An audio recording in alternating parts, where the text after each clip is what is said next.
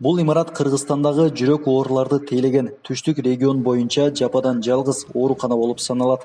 Мекеменин сырткы көрүнүшү унутта калган илгерки Союз учурундагы имараттарды эске салат.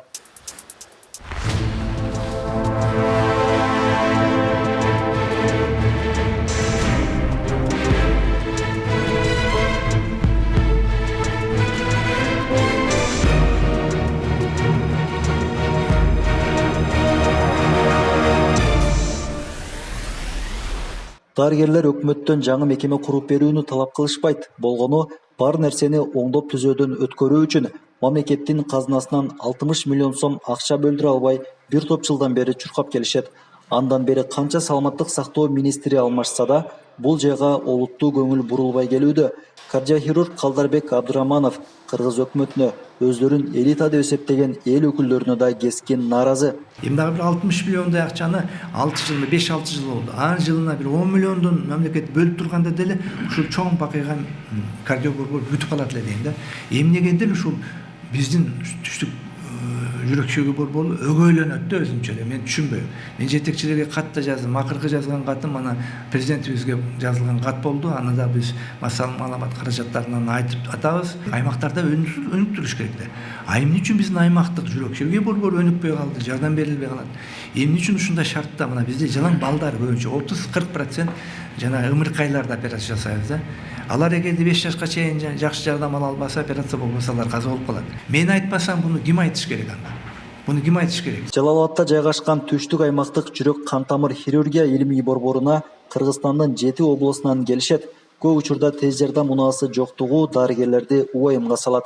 Адам өмүрү кыл учунда турганда керектүү шаймандардын жоктугуна жаны келген ак халатчандар аргасыз өз кесибин улантып жатышат. Ооруканадагы жетишпеген жабдыктарды санасак, ишке болгон табит заматта өзгөрүшөөрүн айтышат. Биринчиден тез жардам машинасынын жоктугуна байланыштуу. Бейтаптар бизге алыс жактан келишет, Аксыдан келет, Шамалсайдан келет. Анан көрүп атасыздар, биздин кардиохирургия менен кардиология горбаница жайгашып калган, биз бул жакта.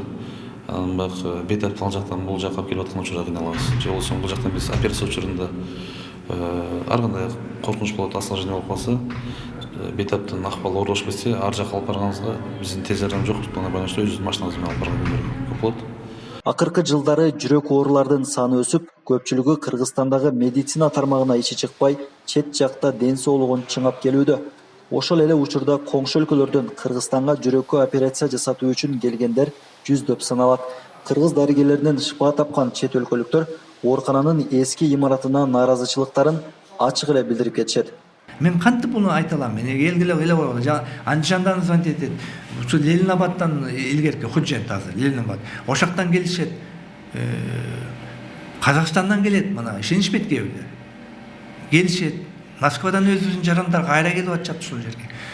Бирок бизге кээде оорулар көп болуп калганда жаткыза албай коридорго жаткызып калабыз да. Мен айтып атпайм, имарат маселеси бизде. Эгер могу бакыйган чоң имарат оңдолуп калса, бул жерде Орто Азиядагы эң күчтүү кардиоборбор болот эле. Расмий эмес маалыматтарда Кыргызстандын түштүк аймагында 4 миллионго жакын жаран бар.